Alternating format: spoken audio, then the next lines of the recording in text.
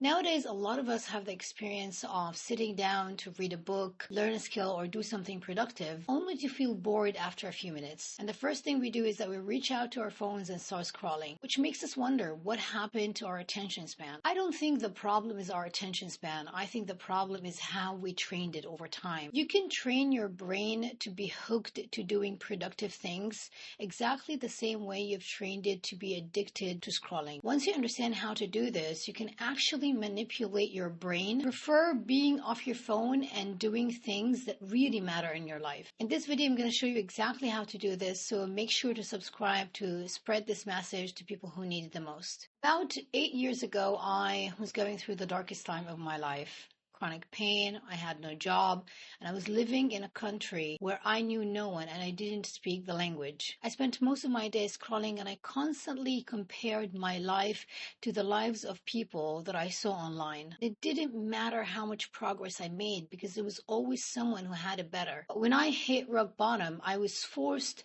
to reflect on my life. This is when I realized that unless I changed something about my life, I was going to spend the rest of it depressed, anxious, with no sense of direction. During that time, I discovered meditation and I was at the end of my rope.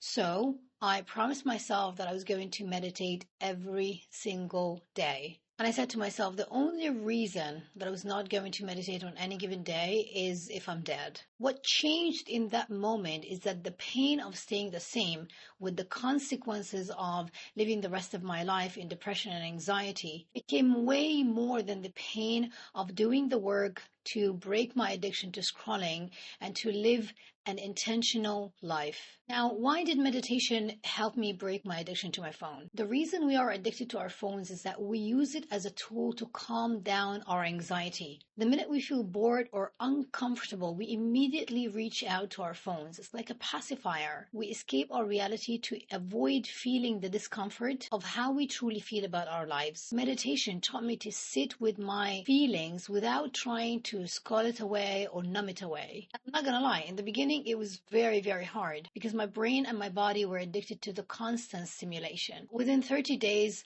my body started to calm down and it felt safe to open up and feel. No longer needed a distraction from my inner world. Not because I was feeling great all the time, but because my nervous system gained trust in its ability to handle the boredom and discomfort, to tolerate it without trying to run away from it. Once you raise your tolerance for boredom and discomfort, now you're ready to build new habits that replace scrolling. Things like going out, reading, learning a new skill, connecting with people who are aligned with the kind of life that you would like to live. Now when you sit to do any of these things and you feel bored, you know that it's just your body and brain adjusting their network to build new pathways for the new activity that replaces scrolling. The interesting things that you will notice over time is that gradually you are going to gain back your ability to enjoy these new activities. Reading no longer feels like a chore. Learning a new skill does not feel heavy anymore. Going out for a walk, having a mentally stimulating conversation with someone who is aligned with your vision, with the kind of life that you want to live. Now all of these things mentally and emotionally satisfy you way more than scrolling used to do. Of course, there are going to be times when you face difficulty. There are going to be times when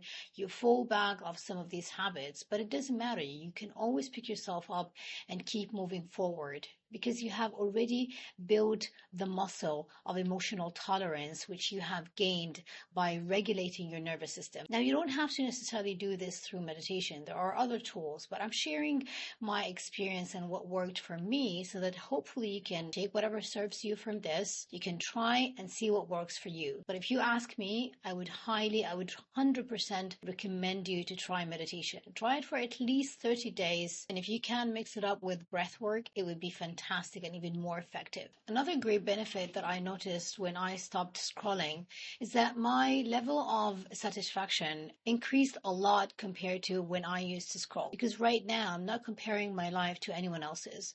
I'm only comparing myself to who I used to be a month ago or a year ago. This sense of focus on myself made me feel proud of the progress that I make in my life. Not only that, it makes me grateful for it. Scrolling steals the joy of the moment away from you. When you are present in a state of flow with the skill that you're learning, with the book that you're reading, with the piece of music that you're creating or listening to, with this mentally stimulating conversation that you're having, you feel a true joy of life that no amount of scrolling could ever give you. When you get to that point, you realize that you can never go to live your life the way you used to. And now you become addicted to progress. You become addicted to growth, to learning, to becoming more of who you can, because you know that you can do great things in this life instead of wasting your time watching other people live their lives. Let me know in the comments below if you're going to start meditating to regulate your nervous system to help you break your addiction from your phone. Until I see you in the next video, be kind to yourself.